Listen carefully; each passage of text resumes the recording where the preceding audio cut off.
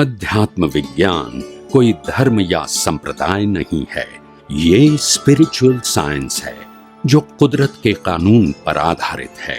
ये विज्ञान पूरे ब्रह्मांड के सभी रहस्यों को उजागर करता है और जीवन के सभी पहलुओं को समझने के लिए एक नई दृष्टि देता है। इसी को आर्ट ऑफ विजन कहते हैं, दुनिया को देखने की एक नई दृष्टि, जो अध्यात्म विज्ञानी परम पूज्य स्वामी श्री कमलेशानंद जी के निर्देशन में सनातन सत्य का अनुसंधान कर हमारे जीवन को प्रकाशित करे। जय सच्चिदानंद।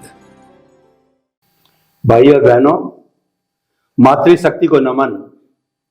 जो हमारे सामने 5 इंद्रियों से दिखाई देता है, ये सारा जगत मन वचन काया वगैरह है, ये एक तरीके से पूरा भुगतान है जिसमें हम बंधे हुए, स्वतंत्र नहीं है और ये ऑटो मोड से अपनी गति से होता है। इसमें हमारी पंचायती हमारी कोई बात नहीं चलती है, पर हम चलाना चाहते हैं। ये अज्ञान है। तो हमको करना क्या है? करना क्या है कि ये कुछ भी करती रहे, इसकी तरफ ध्यान नहीं दे करके, और आप अपनी जागृति मतलब मैं शुद्ध आत्मा हूं, उस तरफ ध्यान में रहो, उससे विचलित नहीं होना। इस तरीके की साधना कराने वाले स्वामी कमलेशानंद जी, इस कॉन्सेप्ट को बताने वाले, इस साधना के गुर सिखाने वाले स्वामी जी आज हमारे सामने कृपा करके स्टूडियो में पधारे। हम धन्य हुए। आप सभी की तरफ से स्वामी जी के प्रति बहुत बहुत कृतज्ञता। जय सच्चिदानंद। जय सच्चिदानंद। स्वामी जी हमारे ग्रंथों में और बहुत बार साधु संतों के मुखारविंद से 2 शब्द काफी सुनाई देते हैं, एक तो अज्ञा और दूसरी प्रज्ञा। तो अज्ञा और प्रज्ञा क्या है, ये आप खोल करके बताएंगे। कई बार क्या होता है, बहुत पढ़ा लिखा व्यक्ति, हाईली क्वालिफाइड विद्वान, वो जो है मूर्खता कर बैठता है, घूसखोरी कर लेता है, रेप कर लेता है, क्रोध मान माया कर लेता है। लेकिन एक बेचारा साधारण सा अदना सा व्यक्ति इन सब चीजों से, उसको नॉलेज न होते हुए, पढ़ा हुआ नहीं है, नॉलेज नहीं होते हुए भी इन चीजों से दूर रहता है। तो ये किसका प्रभाव है? कृपया अज्ञा और प्रज्ञा को थोड़ा खोल करके बताइए। सभी श्रोताओं को मेरा नमस्कार और प्रश्न के लिए धन्यवाद। सबसे बड़ी बात क्या है कि ज्ञानी पुरुष या अनुभवी पुरुष, मुक्त पुरुष जो कुछ बातें करते हैं, वो बातें आम आदमी समझ नहीं पाता है, क्योंकि लोगों को ऐसा लगता है कि ये जो बातें करते हैं वही उसका मर्म है। मर्म नहीं है, वो माध्यम है, शब्दों से व्यक्त करने का माध्यम है, मर्म नहीं है। मर्म तो मैच्योरिटी से पाया जाता है, अनुभव से पाया जाता है, शब्द ज्ञान से, क्रिया ज्ञान से नहीं पाया जाता है। मगर कभी कभी क्या होता है कि लोगों की सोच ऐसी होती है कि महापुरुष, ज्ञानी पुरुष अगर हमको दृष्टि देता है तो हमारी प्रज्ञा जागृत हो जाती है। ये भूल जाते हैं कि अज्ञा खत्म नहीं हुई है।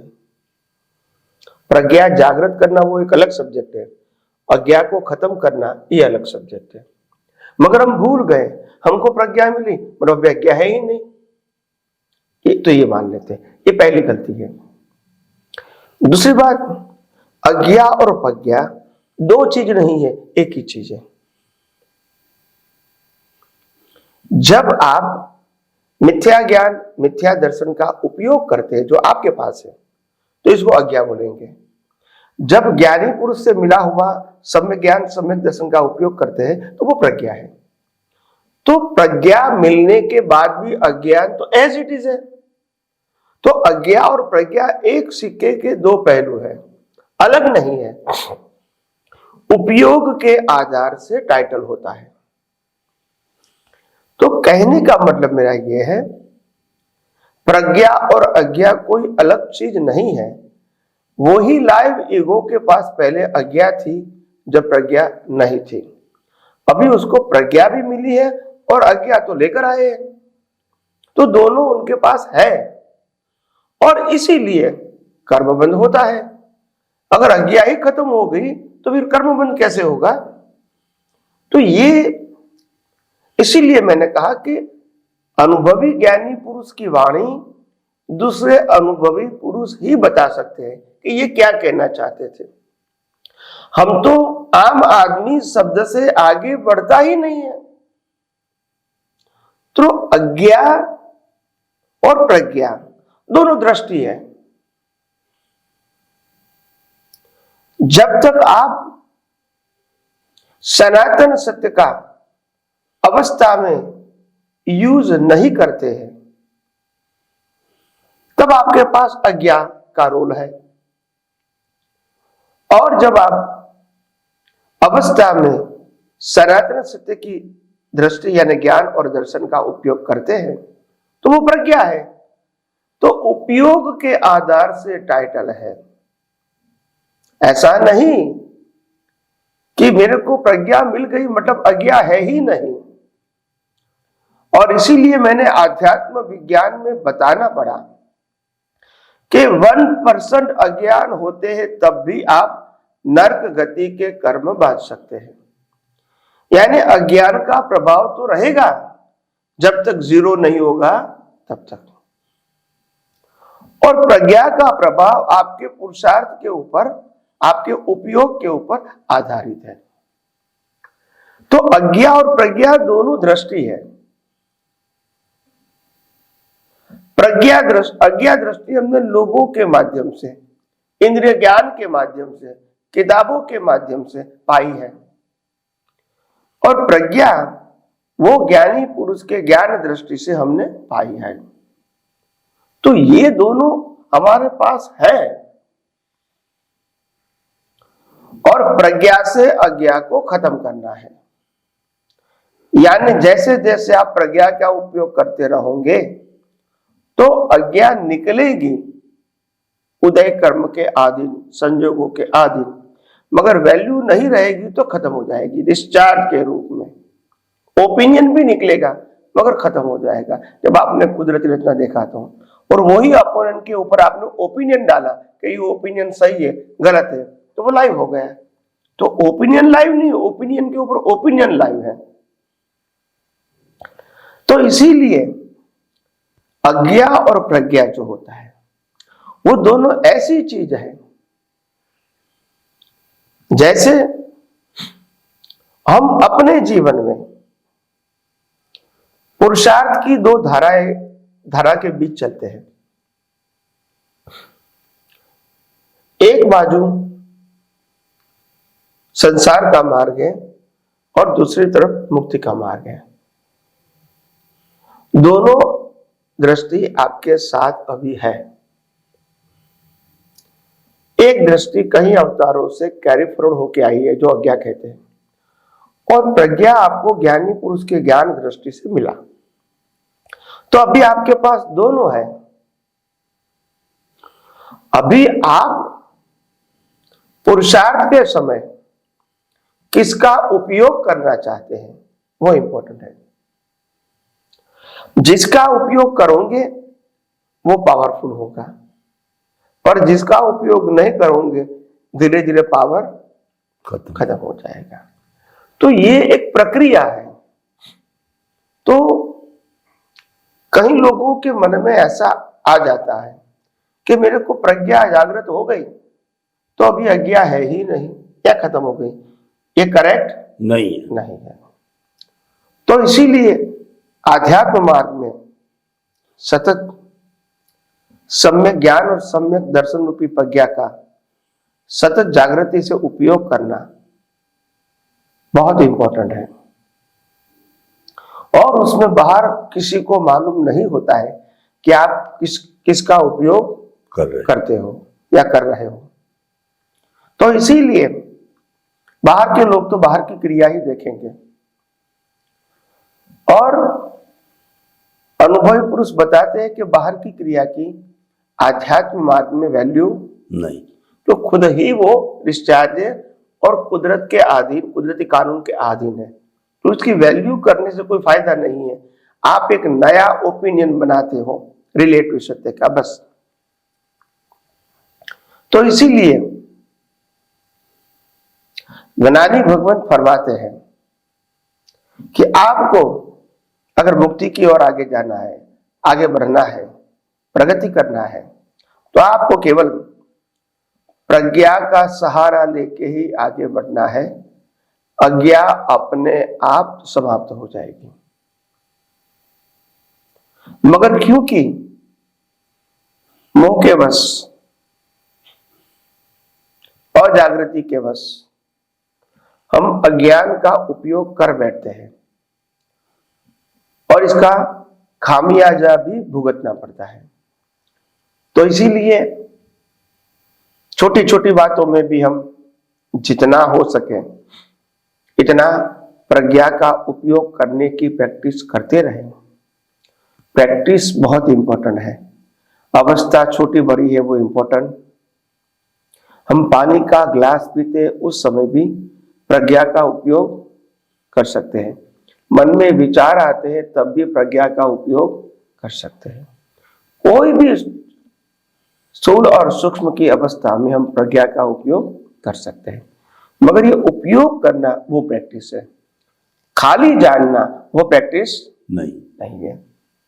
मगर ज्यादातर लोग, क्योंकि दिखता नहीं है इसीलिए, रिजल्ट भी दिखता नहीं है इसीलिए, वो समझते हैं कि हमको जानकारी मिल गई, सब कुछ मिल गया मेरे को। तो ये इसीलिए ज्ञानी भगवान भी बताते हैं, मैंने जो ज्ञान दिया है वो ज्ञान नहीं है, आपको अनुभव में आता है वो ज्ञान है। तो ज्ञान अनुभूति है, ज्ञान लेने देने की बात नहीं है। दृष्टि दे सकते हैं, ज्ञान नहीं दे सकते, अनुभव नहीं दे सकते, दृष्टि दे सकते हैं आपको, कि आपको व्यवहार जीवन में या मन वचन काया की अवस्था में किस प्रकार से आपकी दृष्टि रखना है, ये बता सकते हैं। मगर दृष्टि तो आपको ही रखकर अनुभव करना पड़ेगा। तो इसीलिए आध्यात्म जीवन में प्रज्ञा का बहुत महत्व है और अज्ञा को जीरो करना, खत्म करना, ये इंपॉर्टेंट है। मगर जितना ज्यादा फोकस प्रज्ञा की जागृति का उपयोग रहेगा, इतना अज्ञा अपने आप खत्म हो जाएगी। और यही अज्ञा और प्रज्ञा की जो बात है, प्रश्न है, यह उनका सार है। स्वामी जी आपका बहुत बहुत धन्यवाद। बहुत सुंदर स्पष्टीकरण। अज्ञा और प्रज्ञा एक सिक्के के दो पहलू है, दोनों ही दृष्टियां, और दोनों का आप उपयोग कैसे करते हो, ये मुख्य बात है। प्रज्ञा जागृत हो गई, इसका अर्थ ये नहीं कि अज्ञा है नहीं। अज्ञा तो जन्म जन्मांतर से चली आ रही, अभी भी है, जबकि प्रज्ञा के सहयोग से, कुदरत के सहयोग से, संजोगों के सहयोग से जब अज्ञा जीरो हो जाती है, तब प्रज्ञा मैच्योर्ड होकर के और केवल दर्शन के रूप में कन्वर्ट होके मुक्ति के मार्ग को प्राप्त कर लेती। बहुत सुंदर विवेचन स्वामी जी आपने किया, उसके लिए आपके प्रति बहुत बहुत कृतज्ञता। स्वामी जी बिल्कुल ठीक इसी से जुड़ा हुआ 3 शब्द आते हैं कि जो हमारा ज्ञान है वो किसी समय में अज्ञान बन जाता है और किसी समय में विज्ञान बन जाता है। तो अज्ञान, ज्ञान और विज्ञान ये क्या है, और जो ज्ञान है कब अज्ञान बनता है, कभी कब है वो विज्ञान बनता है, ये तीनों शब्द हर मुमुक्षु को, पिपासु को, साधारण व्यक्ति को जानना जरूरी है, तभी वो ज्ञान को जीरो करेगा। और ज्ञान का क्या महत्व है, ज्ञान तो सब ज्ञान सब एक सा ही मानते हैं। तो इसीलिए कृपया तीनों का सूक्ष्म विवेचन बताइए। प्रश्न के लिए धन्यवाद। हमारे समाज में या हमारे धर्मगुरुओं के मुखारबिंद से या हमारे शास्त्रों में ज्ञान और अज्ञान दोनों शब्द का ही ज्यादा प्रभाव होता है। विज्ञान शब्द का प्रयोग ज्यादातर लोग करते नहीं है और विज्ञान को लोग चमत्कार भी मानते हैं। वास्तव में विज्ञान सनातन सत्य है और ज्ञान अज्ञान दोनों रिलेटिव सत्य है। एक के लिए जो ज्ञान है दूसरे के लिए वो अज्ञान है, एक के लिए जो अज्ञान है वो दूसरे के लिए ज्ञान है। तो ज्ञान अज्ञान वो मान्यता है, इंडिविजुअल, और विज्ञान सनातन सत्य है, वो मान्यता नहीं है। तो ज्ञान अज्ञान में क्या फर्क है? अगर हम इसको परिभाषा के तौर पर बात करना चाहे तो ज्ञान अज्ञान की परिभाषा क्या है और विज्ञान की परिभाषा क्या है? तो अज्ञान का मतलब होता है रिलेटिव सत्य को न मानना, वो अज्ञान है। जैसे चोरी न करना, हिंसा न करना, झूठ न बोलना, ब्रह्मचर्य का पालन करना, परिग्रह कम रखना, मंदिर में जाना, तप जप करना, पूजा पाठ करना, आरती करना, शुभ कार्य करना, दान देना, एक दूसरे को हेल्प करना, ये ज्ञान है।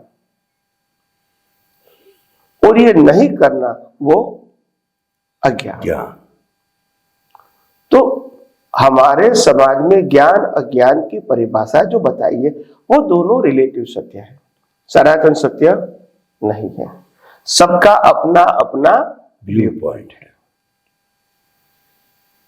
क्योंकि ये ज्ञान अज्ञान शब्द प्रकृति को लगता है, आत्मा को नहीं लगता है।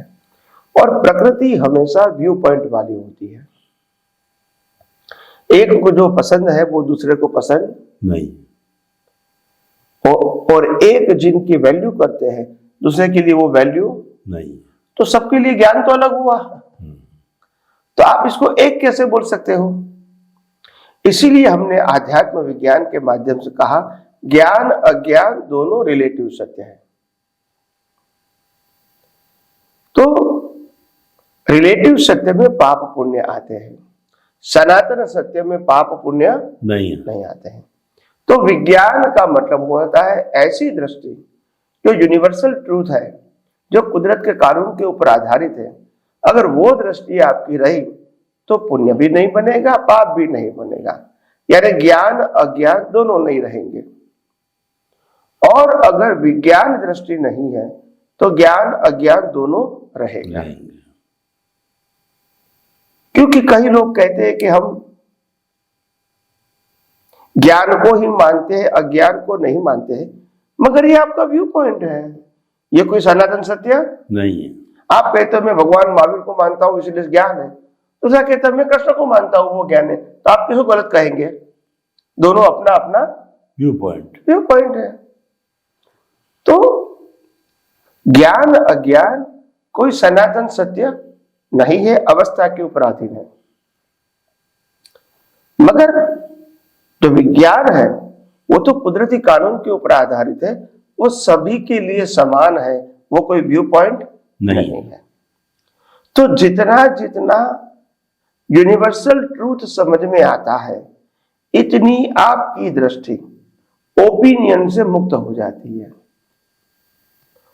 ओपिनियन ही ज्ञान अज्ञान है। क्या है? ज्ञान अज्ञान ओपिनियन। और ओपिनियन लेस वो विज्ञान है। विज्ञान में व्यू पॉइंट नहीं है। तो इसीलिए मैंने कहा ना कि सामान्यतः सामाजिक और धार्मिक जीवन ज्ञान अज्ञान के ऊपर आधारित है, मगर आध्यात्मिक जीवन सनातन सत्य कुदरती कानून या विज्ञान के ऊपर आधारित है। तो इसीलिए हमने ये देखा कि आम लोग अपने जीवन में सबसे पहली बात विज्ञान समझने के तक जाते ही नहीं है, क्योंकि मालूम भी नहीं, बताते भी नहीं है। और हमारे धर्मगुरु ज्ञान अज्ञान की बात करते हैं, हमारे सोशल लाइफ में लोग ज्ञान अज्ञान की बात करते हैं, या शुभ अशुभ की बात करते हैं, या पाप पुण्य की बात करते हैं। तो इसमें विज्ञान नहीं आता है। तो इसीलिए हमको अपनी दृष्टि को रिलेटिव सत्य से ऊपर ले जानी पड़ेगी और इसके लिए अनुभवी ज्ञानी पुरुष का मार्गदर्शन जरूरी है।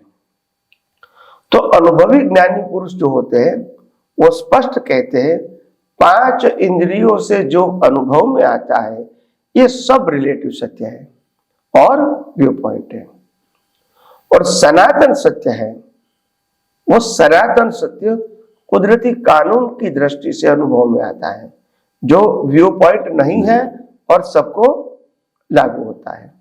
तो इसीलिए ये अध्यात्म विज्ञान जो है वो सनातन सत्य के ऊपर आधारित है और इसीलिए अध्यात्म विज्ञान में पाप पुण्य का कोई इंपॉर्टेंट नहीं है और मन वचन काया उनकी अवस्था का भी इंपॉर्टेंट नहीं है।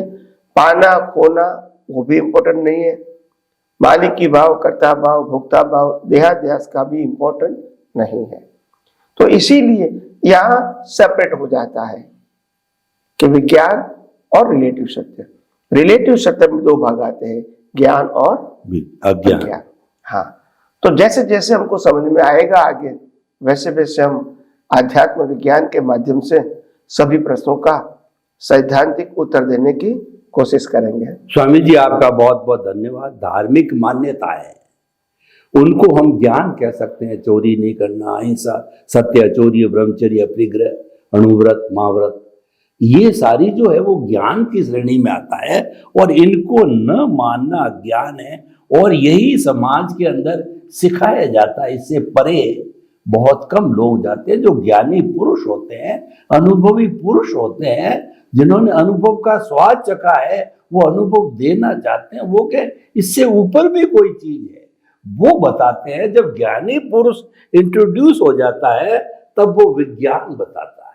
वो कहता है कि दोनों रिलेटिव ट्रुथ है, वो दोनों ही रिलेटिव सत्य है, लेकिन जो विज्ञान है वो प्योरली जो है यूनिवर्सल ट्रुथ है, क्योंकि उसमें पुण्य पाप नहीं होता। उसके अंदर आपकी आत्मा का उत्थान ही उत्थान है, अनुभव की श्रेणी बढ़ती है, केवल दर्शन की श्रेणी बढ़ती है, ज्ञान दर्शन सम्यक आपके स्थिर होते हैं और आप मुक्ति को प्राप्त होते हो। तो दोनों का दायरा अलग अलग है। इसीलिए हमें अगर साधना करनी है तो ज्ञान और अज्ञान से जो हमको विज्ञान की ओर आना चाहिए, उसके लिए ज्ञानी पुरुष चाहिए। स्वामी जी, हम इसी संदर्भ के अंदर बात करना चाहते हैं कि जो हमारा ये जितना संसारिक ज्ञान है, भौतिक ज्ञान, पढ़ाई लिखाई, जिसके ऊपर व्यक्ति जिंदगी भर जोर देता है, डॉक्टर का, इंजीनियर का, चार्टर्ड अकाउंटेंट का, वकील का, यह भी तो जो है एक ज्ञान की श्रेणी के अंदर आता है। तो इसको जो है हम, वैसे तो ये रिलेटिव सत्य का विषय है, लेकिन क्योंकि इसके ऊपर ज्यादा जीवन में व्यक्ति ध्यान लगाता है, तो ये कौन सी कैटेगरी के अंदर आता है जो हम जो है वो हर क्षेत्र में काम करते हैं जीवन के, चाहे गृहिणी हो कोई हो, और किस तरीके से व्यक्ति जो है इसके अंदर करता करता जो है वो अपनी दृष्टि को जो है और अच्छा कर सकता है, यानी वो प्रज्ञा की दृष्टि कैसे जागृत हो सकती है ऐसे लोगों की, कृपया थोड़ा बताइए। प्रश्न के लिए धन्यवाद। देखो, ज्यादातर केवल ज्ञान अज्ञान का उपयोग करके प्रज्ञा जागृत नहीं होती है, वो पाप पुण्य का मार्ग ही रहता है हजारों अवतार तक। प्रज्ञा तब जागृत होती है जब आत्मा की वैल्यू होती है, आत्मा हूं ऐसी दृष्टि परिपक्व मिलती है, परिपक्व होती है, और आत्मा की ही अनुभूति करना है, ये निश्चय या लक्ष्य होता है, तब से वो प्रज्ञा जागृत होती है। अभी तक हम संसार में पाप पुण्य के माध्यम से फायदे नुकसान के बारे में ही सोचते हैं, आगे बढ़ते नहीं है। तो इसीलिए प्रज्ञा को प्राप्त करना ये अनुभवी ज्ञानी पुरुष के माध्यम के बिना संभव नहीं है। और दूसरी बात, कई सारे लोग ऐसा मानते हैं कि हमको, मैं आत्मा हूं, वो तो हमने शास्त्रों के माध्यम से, शास्त्र ज्ञानियों के माध्यम से, धर्मगुरुओं के माध्यम से पाया है, यानी पा लिया है। तो इसमें कोई नई बात क्या है? बात ये नहीं है कि आपके पास मैं आत्मा हूं या मैं शुद्धात्मा हूं, ये ज्ञान है, वो इम्पोर्टेंट नहीं है। इम्पोर्टेंट ये है कि आपको मैं शुद्धात्मा हूं, इसकी वैल्यू क्या है, और दिन में आप इसको कितने समय जागृति पूर्वक रखते हो मन वचन की अवस्था से मुक्तता के लिए। तो ये इंपॉर्टेंट है। Knowledge is not important, is primary. तो इसीलिए जो प्रज्ञा होती है वो प्रज्ञा तब जागृत होती है, ज्ञानी पुरुष से जब दृष्टि से आपको बताया कि शरीर और आत्मा दोनों अलग है, शरीर आत्मा की क्वालिटी अलग है, शरीर आत्मा का अस्तित्व अलग है, और शरीर और आत्मा का स्वभाव भी अलग है। तो ये जब समझ में आता है और उस समझ को हम जब आत्मसात करना चाहते, अनुभव करना चाहते, तभी वहां प्रज्ञा काम आती है। तो आपके पास सिर्फ नॉलेज है तो प्रज्ञा काम नहीं आते हैं। तो आगे आगे हम फिर और ज्यादा बात करेंगे। स्वामी जी, हमारा ये एपिसोड संपन्न हो गया। आपके प्रति बहुत बहुत कृतज्ञता।